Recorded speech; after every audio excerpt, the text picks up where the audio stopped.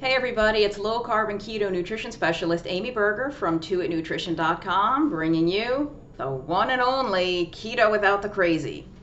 I've got another rant for you today. So I did a rant not long ago that was about all the people who say that keto is a fad and it's unsustainable.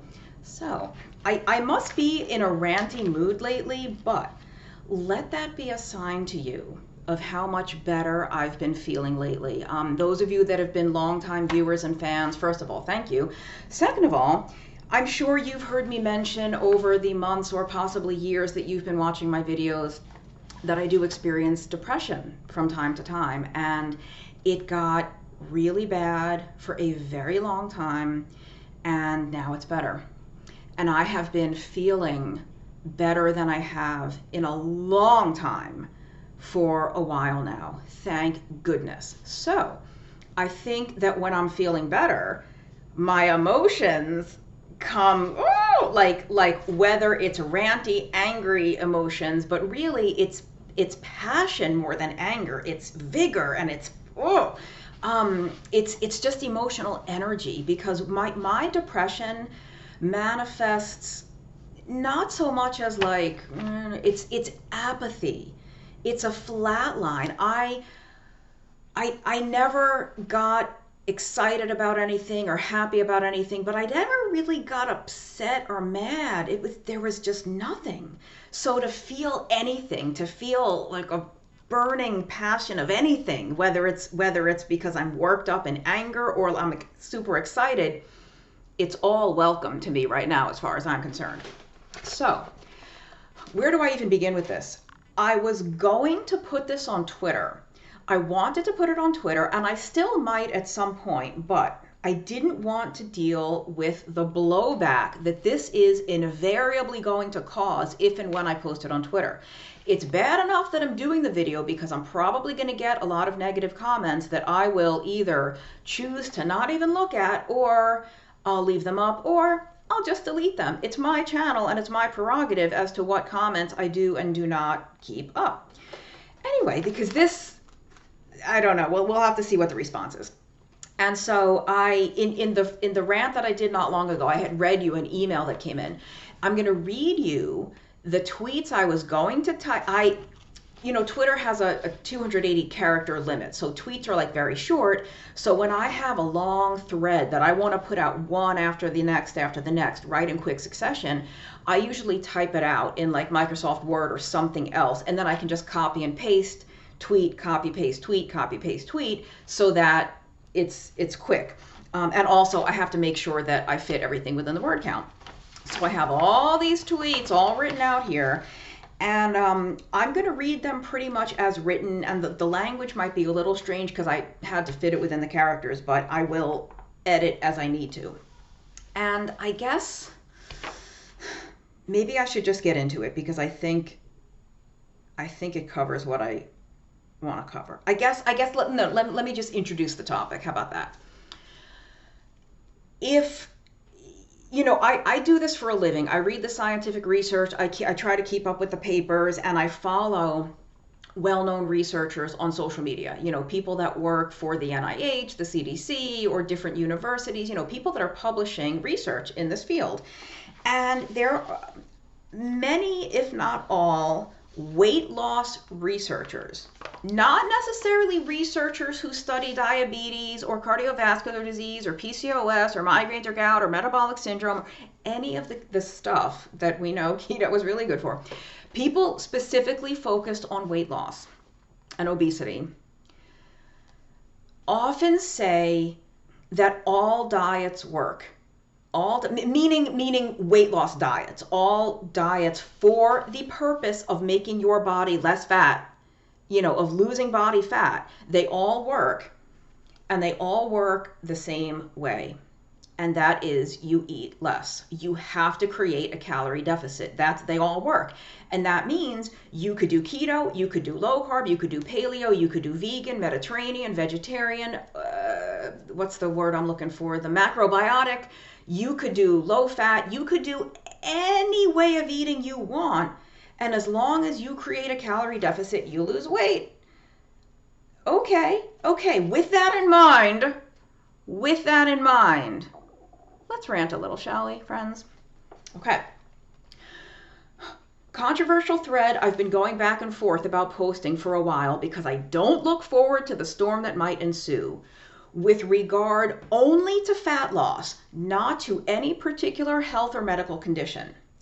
If the prevailing consensus is that all diets work, and they all work through one mechanism, the same mechanism every time, consuming less food energy or fewer calories, and I'm not saying I agree, just that this is the prevailing view, then why are we still spending money on research?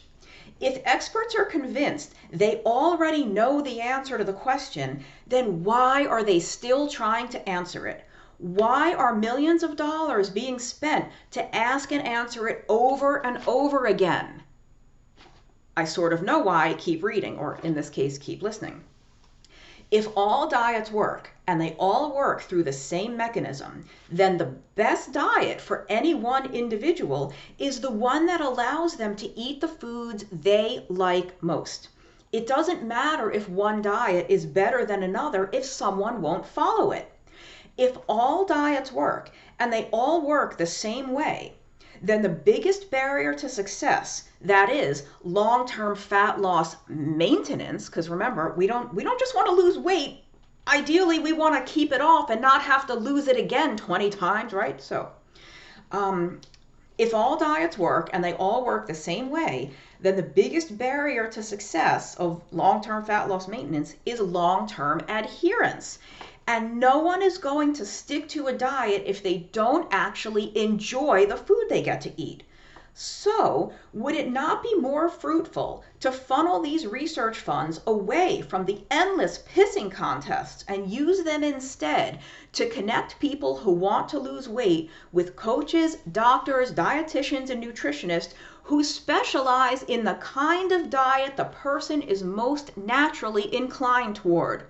You like steak, cheese, and broccoli? Great, go see the keto professional. You prefer quinoa, oats, and beans? See the vegan dietitian. You're okay with eggs and dairy but not animal flesh? We'll connect you with a vegetarian medical doctor. You want to eat a little bit of everything? See the calorie and portion control expert or someone who can coach you on fasting. Even if all fat loss diets do work for one reason and one reason only, they result in people eating less food energy, that is, fewer calories, I do see the merit in discovering the mechanisms of why people eat less on diets that are so radically different. Meaning, let's say if they're right, and I'm going off script for a minute, if the researchers are right, the weight loss researchers, and that every diet that is effective for weight loss is effective because the person doing it eats less, then how they're so different, right? A keto diet is very different from a vegan diet. It's very different from a paleo diet, very different from a low-fat diet, and yet they all work. So I do see the merit in discovering the mechanisms of why people eat less on diets that are so radically different. Is it insulin, peptide YY, stretch receptors in the stomach? Is it fiber? Is it leptin, glucagon? These are hormones that control appetite and satiety and fullness and all that. It's fascinating to look into and find out. But we don't even really need to know why or how any diet works. If it works, you can just do the diet. We only need to know why and how it works if we are going to tell someone to do something other than the diet that we already know works. Whatever else they try, presumably it would have to elicit the same physiological effects. Knowing why it works is crucial for developing a drug or procedure to mimic the effects of a diet. You need to know what pathways, hormones, and receptors to target. But if you just want to help someone do what works and get their desired results, it doesn't matter why or how it works. And I'm going to come back to the drugs that target the mechanisms. I'm going to stick a pin in that so I remember to come back. Right? It doesn't matter why and how it works if you just want to help someone do what works. It doesn't matter why or how. You just have to help them do it. The person who wants to lose weight, sometimes desperately, sometimes under the practical command of a doctor, doesn't really need to know the scientific justification. They just need something that works, and they need help sticking to it. Now, I do think there are substantial mechanistic differences in how and why different diets are effective for fat loss, even if the ultimate mechanism is eating less, which I will not address here. That deserves its own thread. I will probably address it here in this video. It just wasn't going to be in my Twitter thread. Okay, right. I do think there are substantial mechanistic differences in how and why different diets work or are effective for fat loss, even if the ultimate end result cause of people losing body fat is that they're eating less. With regard to calories, let's just say that overfeeding studies raise a lot more questions than they answer. You know, overfeeding studies are where they take research subjects and they basically force feed them. Let's say they determine that your basal metabolic rate is 2,000 calories. They'll give you 3,500 calories or 4,000 calories a day and make you eat it to see what happens. That's why it's called an overfeeding study. And I'm a very, very simplistic hypothetical example of an overfeeding study. But the fascinating thing, or rather the infuriating thing in these overfeeding studies, is that some subjects gain a lot of weight as expected. Some gain a little bit. Some hardly gain anything, eating far above what science says and what all the fancy algorithms say should be their metabolic rate. They should gain a ton of weight and they don't. And there's no explaining, there's no way to account for the people that gain a lot and the people that barely gain anything. Anyway, so if we're thinking that the end result of why all these diets work is that you're consuming fewer calories, then those overfeeding studies should fascinate the hell out of all of us, because everybody in that study is eating more calories than they need, and they don't all gain the same amount of weight. Okay, regarding this thread, if all effective fat loss diets are effective because they lead to someone eating less, then how they get a person to do this via those different biochemical, physiological, and hormonal effects is fascinating. And people make their living doing research to uncover these answers. But all those ivory tower debates mean nothing at all to the person struggling with weight, losing, regaining, or never losing at all. This is not a willpower and discipline deficiency.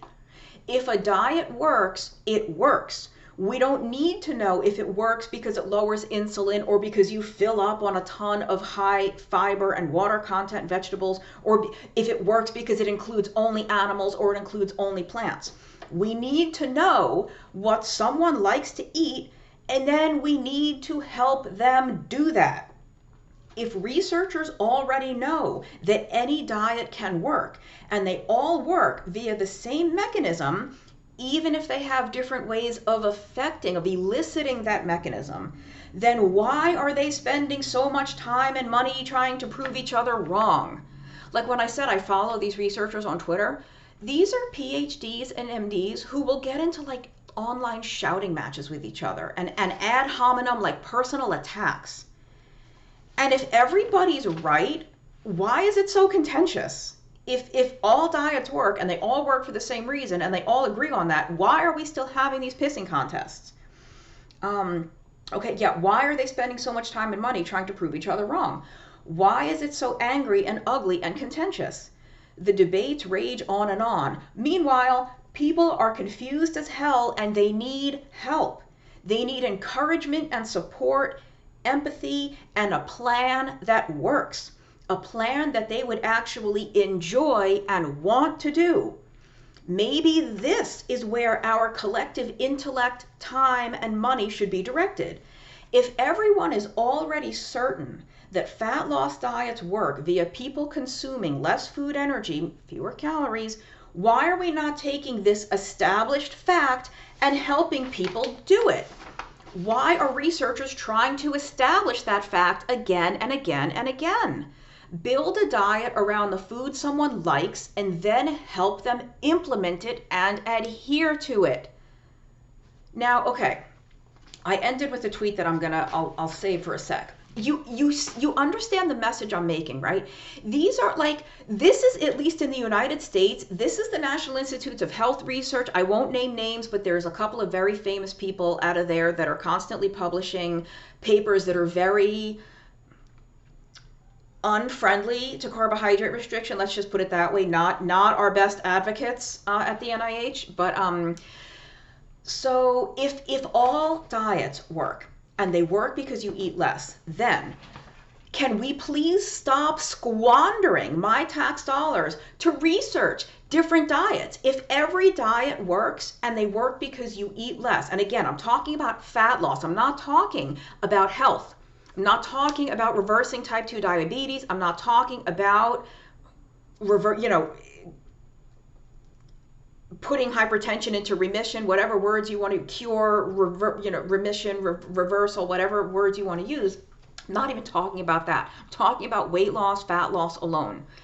If all fat loss diets work because somebody eats less, then it doesn't matter how they work or why they work. And it doesn't even matter which one works best. What matters is what somebody likes to eat. Thank goodness I know the other benefits of keto. I know all the cardiometabolic and hormonal benefits of keto. And so thank goodness I love me a good New York strip steak. I love roasted Brussels sprouts. I love cauliflower. I love eggplant. I love salad. I love nuts. I love it all. I happen to also love carbs, but it's not a hardship for me to go without them because I find a lot of joy and pleasure in low carb foods. If I was somebody that hated poultry and seafood and lamb and bison and pork and beef and, did I say seafood? It was seafood, shellfish, and non-starchy vegetables. If I hated that, then it doesn't matter how effective keto or low carb is. I'm not going to stick to it because I hate the food. If I love potatoes and beans and rice and fruit and kale, and well, kale's a non-starchy veg, you know what I mean? If I love this stuff, then I need to be connected with a dietitian or nutritionist who specializes in a vegan or vegetarian diet so they can help me implement it in a safe way, help me eat less of those foods so I can lose weight. You know, if I am opposed to slaughtering animals for my food, but I'm okay eating things like eggs and dairy products because the animals don't have to be sacrificed, then hook me up with a vegetarian diet coach who can help me stick to that plan. You know, not strict vegan, but I lacto-ovo. Like, stop squandering our tax dollars answering questions that we already know the answer to. Because we either don't know the answer and you're faking us out and you're pretending like we do, or you'd be out of a job. If we already know the answer to the question that your career is supposedly dedicated to answering, if we already know the answer, why do you still have a job? Why are you still employed? Why are we still spending millions of taxpayer dollars funding your studies to answer a question you answered 20 years ago? So this is what I meant when I said it would be a rant. Now the thing is, let me get back, I stuck the pin. When I talked about it doesn't really matter how different diets work, it matters if you're gonna tell someone to do something other than the diet. And I'll give you an example. There's a drug called an SGLT2 inhibitor.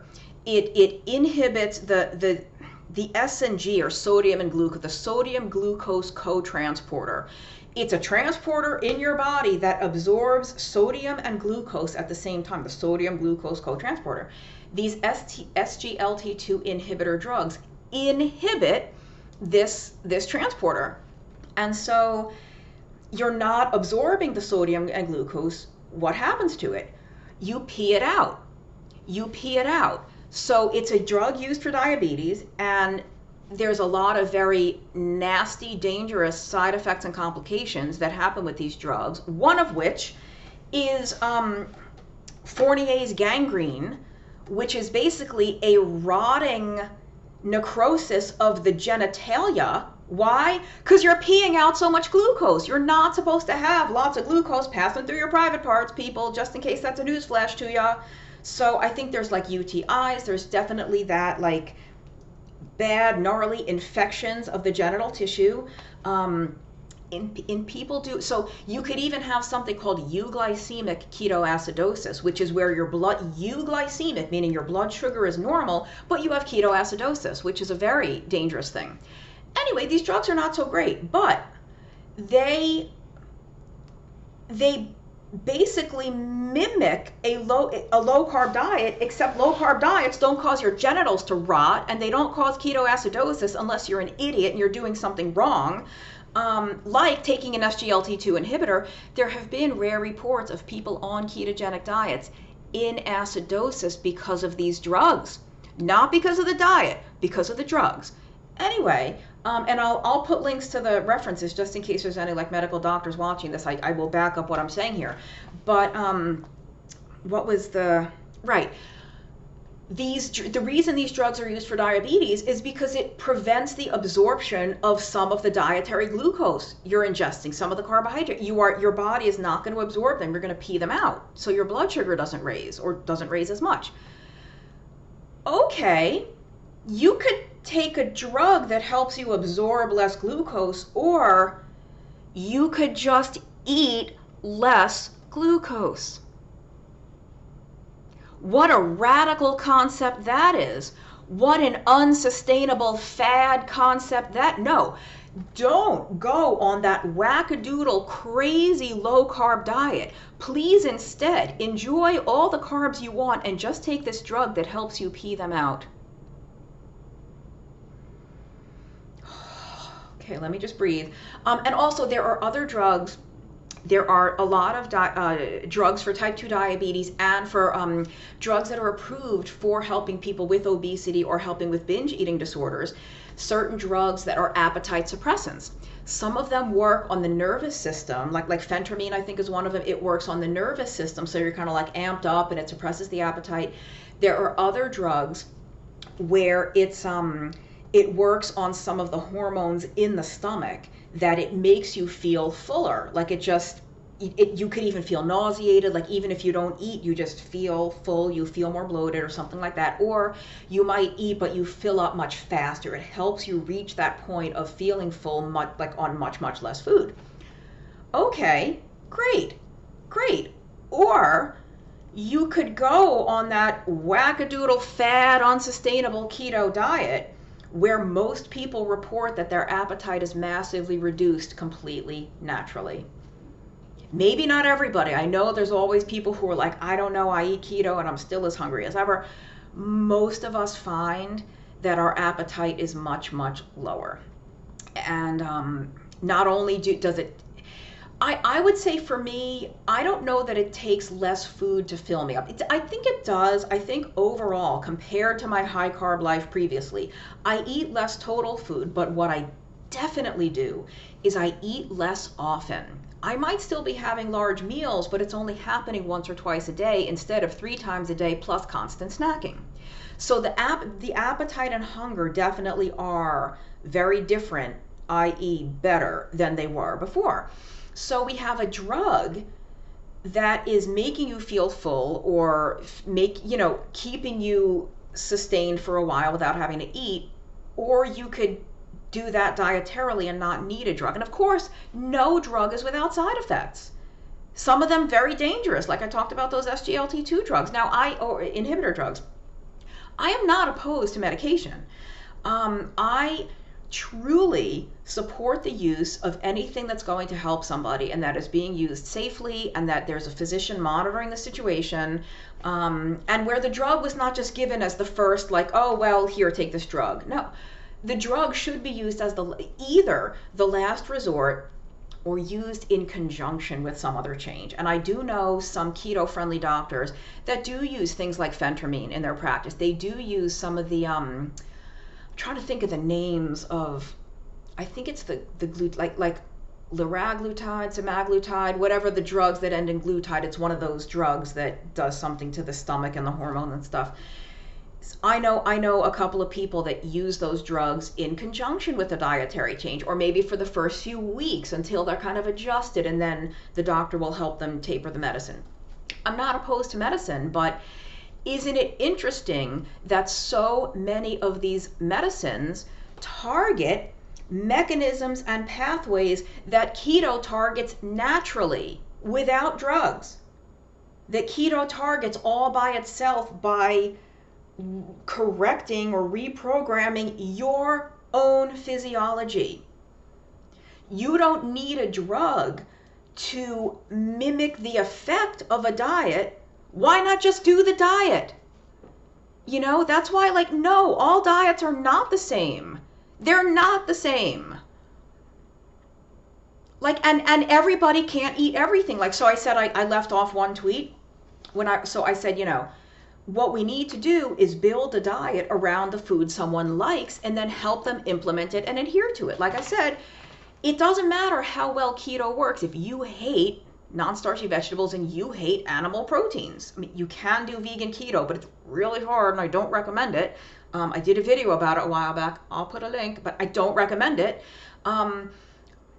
If you know, the diet that works best for weight loss is going to be the one you can stick to and eat less of. So whatever foods you like to eat, if you like Snickers bars and whatchamacallits and Kit Kats and Raisinets and Skittles, then find some nutritionist. I hope no self-respecting nutritionist will help you follow that diet. But if all you want to do is lose weight and you don't care about your health, find a nutritionist or dietitian that will help you eat the Kit Kat and Skittle and Snickers diet, and you just have to eat less of it. You know? And so for me, I say, unfortunately, the foods I like best don't work for me to lose fat. I happen to love Chinese takeout, sweet and sour chicken, pork fried rice. I can't have these in my diet in moderation. So no, all diets are not created equal, because the reason keto works so well for so many of us is that we eliminate the foods we can't control. I might have a huge steak. I could eat a 16-ounce ribeye steak. I could put that away. I'm probably not going to put 2 or 3 of them away. I'm not Sean Baker. But I could eat the caloric equivalent probably of 2 or 3 ribeye steaks in ice cream easily. Easily. Give me a half gallon of ice cream and a big spoon and just watch me go to town. I will eat the caloric equivalent of 3 ribeye steaks. Put a honking mountain of French fries in front of me. Put, I don't even know what, put some kettle corn in front of me. Put whatever is high, sweet and sour chicken. It's basically chicken breaded and battered and fried and coated in sugar sauce. Like, I can't eat less of that. I have to eat none. For some of us, for some people, and I am not speaking for everybody, for some people, some foods do have to be off limits if we do want to lose weight. Because I cannot eat less sweet and sour chicken. I can't eat less pork fried rice. I have to eat none. And it's not even just a self-control thing. The reason it's a self-control thing is because it's a biological, physiological, hormonal thing. When your insulin shoots up and that blood sugar tanks, of course you want more sugar. Of course you want more carbs. Guess what? That doesn't happen after you eat a nice grilled pork chop and some zucchini and onions. So, like, different diets do have different hormonal and metabolic effects. Like, most of us who tried keto, I said this in the first Rant video. This isn't the first time we've ever tried to lose weight. This isn't the first time we ever tried to change our diet for the purpose of making our bodies smaller. And yet, for many of us, many thousands, possibly many millions of us at this point worldwide, keto is the first time we were able to do it. And it's not that the food isn't delicious. It's not that like a ribeye steak isn't friggin' delicious. It is, but there's something about the composition of that food that allows me to stop at some point. I might go over my just satiety point, like my point of just being satisfied. I might go over that, but I'm not going to go over to the tune of 2,000 extra calories, right? I'm not going to go over to the tune of an extra 1 or 2 entire steaks. Whereas again, it was easy for me to do on a high carb diet, easy for me to do. So no, all diets are not the same. They don't all work the same. Really, if they did, nobody would ever say, oh, I've done Weight Watchers 6 times. No one would have to do it. They would do it the one time and they'd be a lifetime member. They would have reached their goal weight and they just would have stayed because they liked the meetings. If it worked and it worked permanently, like it was effective and it just worked, you wouldn't have to stop and start 12 times, right? I mean, now even keto, like in everybody's defense, even keto, some people have to stop and start. Like I stopped and started probably 2 or 3 times before I stuck with this for over 15 years this last time. It's just, you know, they don't all work the same, because if they did, all of us would have been successful the very first time we ever tried to lose weight, whether it was with a low-fat diet or a Mediterranean diet or just a low-calorie diet. Maybe you ate everything, all kinds of food, everything you liked. You just tried to eat less of it. If that worked, none of us would be here. The Two It Nutrition YouTube channel wouldn't exist, and wouldn't that be sad? Anyway, so, you know, good thing all diets are not the same, because then we wouldn't be meeting. But you just see, like, if that's what they believe, these researchers, like PhDs, who make their living researching this stuff, they have already determined that all weight loss diets work the same and it's because you eat less, then go get another job. Go pour me some coffee at the local coffee shop. You don't need to be doing this research. You answered the question 10 years ago. What the hell are you still working for? Why are my tax dollars still employing you? It's infuriating. I don't know why there's so much negativity about keto. I'm not a conspiracy theorist. I don't think there's some grain company trying to like stay in business. I really don't go that route. I don't know what this is. What I think is, I think it's partly cognitive dissonance. I think it's people have invested careers in all calories are the same, all calories are equally this, equally that, when we know they're not. I mean, energetically, are they the same? Yes. Hormonally and biochemically, are they the same? Not even close. Not even close. That enzymatically and biochemically and hormonally, they're not the same. Pack of Skittles, piece of chicken breast, not the same, even if they have the same calories. But so we've got, you know, people who have staked their careers on this, that I think it's so hard for them to even entertain the possibility that they got it so wrong. You know, there's that phrase, I'm going to butcher it, and it's something to the effect of, it is difficult to get a man to understand something when his salary depends on his not understanding it. And it applies to women too, but the original quote was man-centric. Like, of course, but no, it is difficult to get a man to understand something when his salary depends on his not understanding it. So ain't that the truth? And I also think the other reason maybe it's so hard to get this more into the mainstream, just keto, is that it is honestly, we are still steeped in the, there's no way all that red meat could be good for you. There's no way all that saturated fat could be bad. Even though there is study after study after study after study, not to mention millions of human beings proving that saturated fat doesn't clog your arteries and red meat does not cause cancer and all this stuff. People still believe it, including these researchers. It's so hard.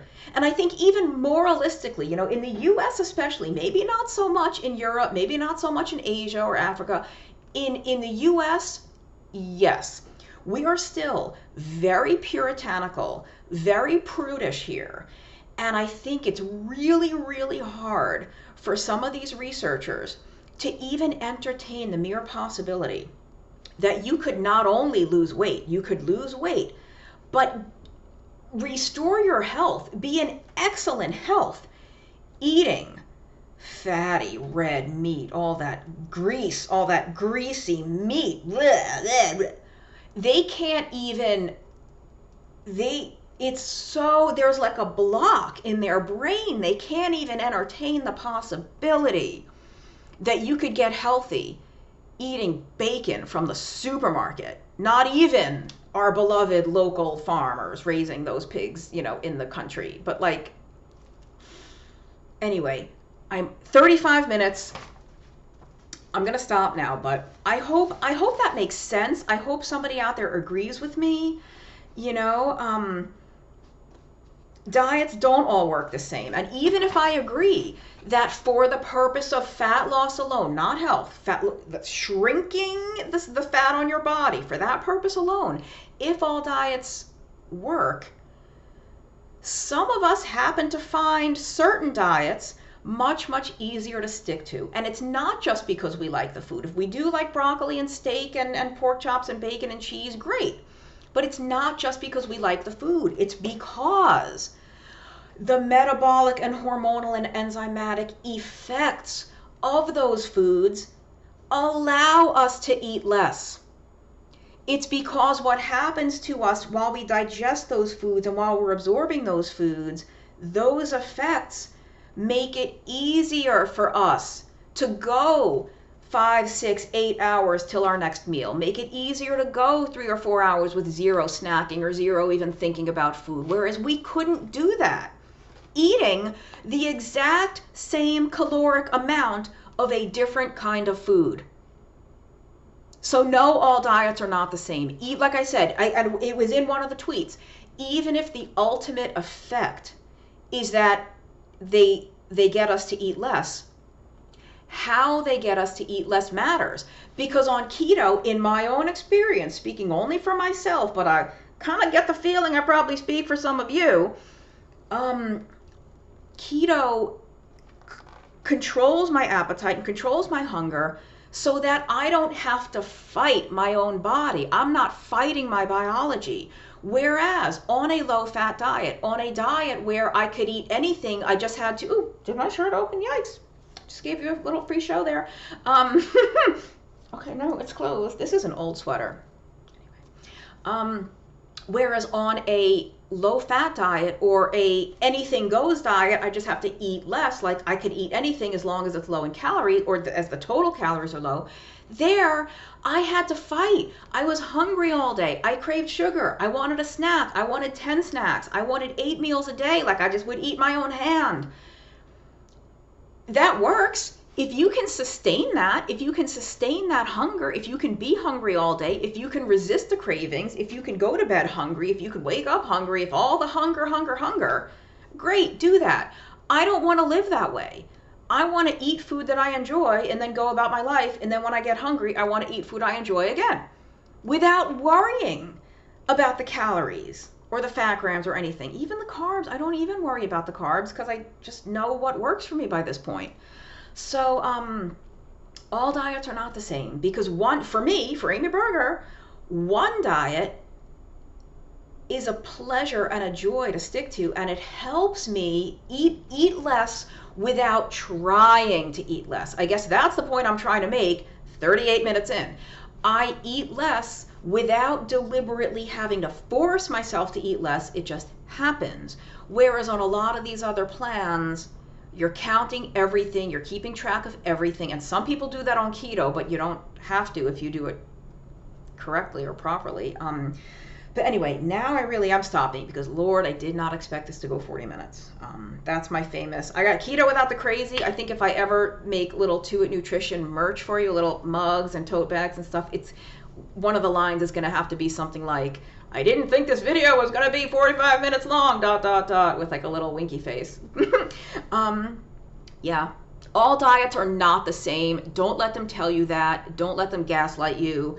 And more rants to come, I'm sure. I'm out of ranty ideas at the moment, but I'm sure something will come up soon. Thanks for watching.